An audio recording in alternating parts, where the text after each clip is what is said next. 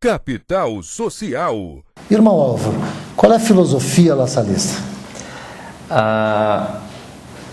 Podemos chamar de filosofia lasalista ou a maneira de educar da escola lasalista, né? Não falo só do Colégio do Carmo, mas todas as escolas da rede La Salle. Em primeiro lugar, nós somos uma escola cristã, né? Tá? Então temos o Jesus Cristo como modelo, né? Então quando a gente fala de Jesus Cristo como modelo, não é aquele Jesus Cristo piedoso, mas aquele homem bem formado, aquele homem que sabia medir entre as coisas certas e erradas, sabia tolerar as pessoas. O Jesus Cristo assim realmente como um modelo de pessoa, como um modelo de aquele que traz a esperança para as pessoas, né? Então, a partir desse centro de Jesus Cristo, a nossa filosofia é uma formação integral, né? Olhar a pessoa como um todo. E nessa formação integral, entre o aspecto físico, né? Do crescimento, da pessoa crescer em todos os seus aspectos, o aspecto psicológico, né? Que a pessoa tenha condições de discernir, né? De ela como pessoa ter a sua autonomia, ter a sua fonte de vida nela mesma, né? E claro, o crescimento intelectual, né? Que como escola a gente tem quase que a obrigação de clarear o mundo para as pessoas, né? Não pode, como escola, então limitar o mundo, né? O mundo tá aí e as pessoas têm que se deparar, né? As crianças entram na escola hoje com 3 anos, né? E saem com 17, 18, ou quando está na universidade com 24, 25, né? Então passaram um monte de tempo da vida delas na escola, né? Então a escola tem que dar essa resposta para que ela veja bem o mundo, né? Então a filosofia lasalista é essa formação integral, o ser humano visto como um todo, e ele tem que sair da escola preparado para dar essa resposta como um todo para a vida e para a sociedade. Muito bem, irmão Álvaro. Para concluir a nossa entrevista, eu gostaria que o senhor usasse os minutos finais para uma mensagem à comunidade.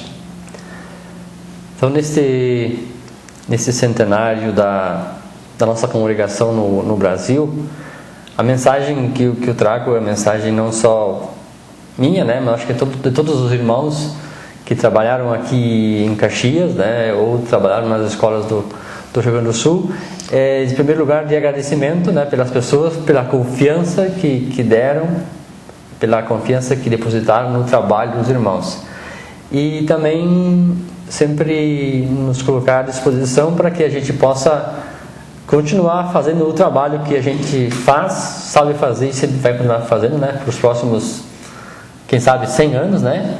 Em que a gente vai continuar educando e levando toda essa formação lasalista para as comunidades, para as pessoas aqui de Caxias do Sul e de todo o Brasil. No quadro Meio Ambiente de hoje, temos a presença do Dr. Rafael Lazarotto Simeone, que é professor aqui da nossa universidade e um estudioso da área do direito. Vai falar sobre direito ambiental e sustentabilidade, que é o título do livro que ele publicou, que trata de problemas e possibilidades de comunicação intersistêmica e seus impactos jurídicos, o planejamento jurídico da sustentabilidade. Seja bem-vindo, Dr. Rafael, à TV Caxias, à TV comunitária da nossa cidade. Esse tema é bastante discutido nos dias de hoje, que é a questão do meio ambiente, o conflito entre os interesses da iniciativa privada e a questão ambiental. O senhor poderia falar mais sobre essa questão do problema e as possibilidades de comunicação intersistêmica e seus impactos jurídicos? Sim. Então, a ideia do problema de comunicação intersistêmica é que existe hoje uma legislação ambiental que é bastante rigorosa, né?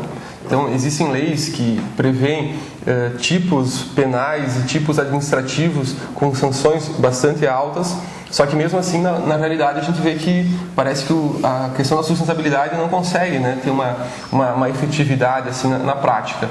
Então, partindo desse problema da efetividade do direito ambiental, a gente consegue perceber que hoje existem contextos de decisão que têm autonomia, né, em relação, por exemplo, uma empresa, quando ela vai decidir, ela tem que se decidir pautando também no lucro da empresa e não só na questão ambiental ou só na questão dos trabalhadores.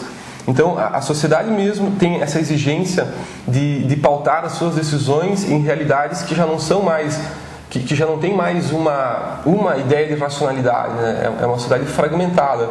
Então, em função disso, existe um problema de comunicação entre diversos contextos, que é o que a gente chama de sistema, né? Diversos contextos de racionalidade, contextos comunicativos, que fazem com que a questão do meio ambiente acabe ficando sempre dependendo da questão econômica. Planejamento jurídico da sustentabilidade. Você poderia falar sobre esse tema? Isso, essa é uma ideia original, assim, né, que existe nesse texto. Oswaldo, existem dois conceitos de sustentabilidade. Existe uma ideia de sustentabilidade de um ponto de vista ético, que é aquela ideia que foi trabalhada num texto chamado O Nosso Futuro Comum. E a ideia de sustentabilidade, de um ponto de vista ético, é aquela ideia que é conhecida já pelo pessoal, que significa que a nossa geração, nós temos que deixar para uma geração futura um ambiente igual ou melhor desse que a gente tem hoje. Então a gente não pode piorar as coisas, os nossos filhos não podem receber um meio ambiente pior do que esse que existe hoje. Por outro lado, existe um conceito econômico também de sustentabilidade. E esse conceito econômico, ele se pauta em três perspectivas, que é, imagine uma empresa, né? Existem insumos que são utilizados no processo produtivo, né? E esse insumo acaba gerando algum tipo de resíduo. Então, a sustentabilidade do ponto de vista econômico seria consumir recursos renováveis, não esgotando a capacidade de renovação, certo? Consumir recursos não renováveis, como é o caso do petróleo e minérios e tal, com a possibilidade de substituição dessa matriz energética por outras, né? E no lado do resíduo, no lado do lixo que sai da empresa, seria então produzir resíduos e efluentes líquidos numa taxa inferior à capacidade de assimilação, né, desse recurso pela natureza. Bem, a partir disso, as pessoas têm a ideia de que a sustentabilidade, se cada um na sua vida cotidiana agir de modo sustentável, é possível que resolvam os problemas ecológicos do mundo. O pessoal da biologia, os cientistas de modo geral, tem algumas dúvidas em relação a isso, né? Que a princípio não se tem nem certeza de se é possível realmente considerar que cada ser humano no planeta Terra, se agir individualmente de modo sustentável, globalmente pode ser que os problemas ecológicos continuem. Então existe essa dúvida. Por isso que, diante da dúvida, no direito ambiental existe um chamado princípio da precaução, que significa que, na dúvida, se vai provocar algum tipo de dano ou não se faz, se espera, se faz outros estudos, né, para seguir adiante assim, com um determinado empreendimento. E a ideia do planejamento jurídico de sustentabilidade, ela é um pouco revolucionária no direito, porque ela exige que as decisões jurídicas, não só as decisões do Poder Judiciário, mas as decisões também dos advogados na consultoria ambiental, qualquer decisão que faça referência a uma legislação ambiental, ela tem que pensar no futuro, né? Essa que é a ideia. Não é pensar, por exemplo, numa decisão só com base naquilo que possa trazer um lucro imediato para as pessoas. Tem que pensar no futuro, tem que pensar nos efeitos colaterais que aquilo pode trazer, né, e computar esses efeitos colaterais dentro da decisão. Essa que é a ideia de um planejamento jurídico da sustentabilidade, né? É tomar uma decisão hoje pensando nos impactos que isso pode ter no futuro. Ok.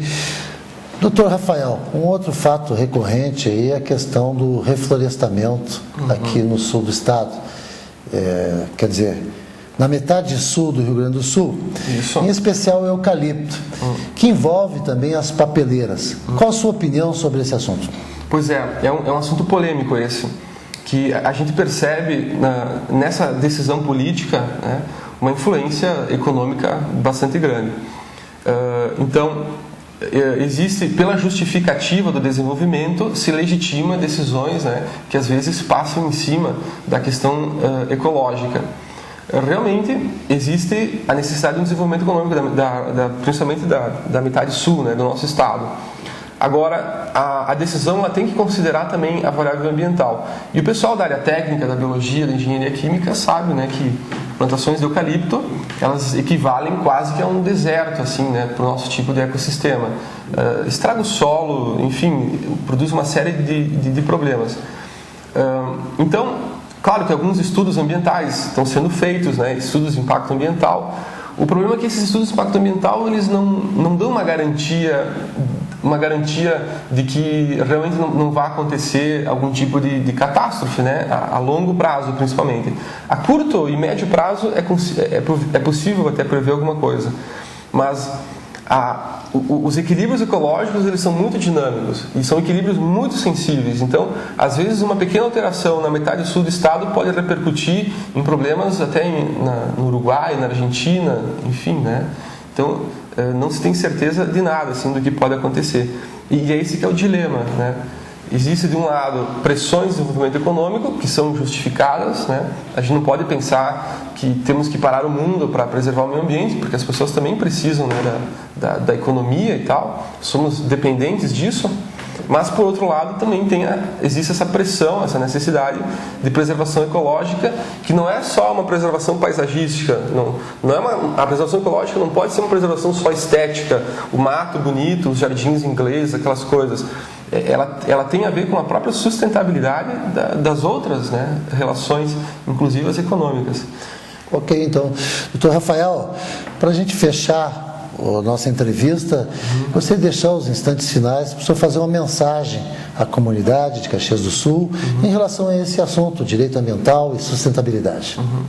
Então, tá bem. Eu queria fazer só uma observação até mais crítica, que seria o seguinte: quando a gente observa desastres ecológicos que ocorrem, por exemplo, aquele do Rio dos Sinos, né, questões mais locais, assim, autorização para construções em áreas de preservação permanente, essas situações, a população costuma pensar que procura buscar um culpado, né, pelos problemas ambientais. Só que o tipo de conflito ecológico, ele não tem um culpado, é a participação coletiva, né, que é o tipo de sociedade nosso que, na verdade, é o verdadeiro culpado por um desenvolvimento que não ocorre da forma sustentável. Então, existe uma tendência da população, isso eu vejo com os nossos alunos e tal, de que o responsável por tudo isso seria o poder público, mas não é. O poder público tem algumas atribuições lá na Constituição Federal, exigir licenciamento, exigir o cumprimento da legislação, etc. Porém, o grande responsável pela preservação ambiental é a própria comunidade, são as próprias pessoas, porque se a gente observar estatisticamente, todos os autos de infração, todas as ações civis públicas, todos os inquéritos administrativos do Ministério Público, eles iniciam a partir de uma denúncia, a denúncia de um vizinho, a denúncia de um morador local que percebeu que existe algo errado. Então, o início, né, de uma mudança de atitude em relação ao meio ambiente, no que diz respeito ao direito, né, começa então pela participação popular, fazer a denúncia, né, para patrão, para os órgãos aí do Cisnam e tal, e é por aí que começa, assim, pelo menos um indício, né, de preservação ambiental aqui no Rafael. Muito obrigado pela entrevista, foi um prazer tê-lo conosco. Falei com Rafael Lazarotto Simeone, que é professor aqui na Universidade de Caxias do Sul e estudioso da área do direito. Falamos sobre direito ambiental e sustentabilidade. O quadro Meio Ambiente estará de volta na próxima semana e sempre tratando com profundidade esse assunto tão importante nos dias de hoje. E eu conto com você. Capital Social.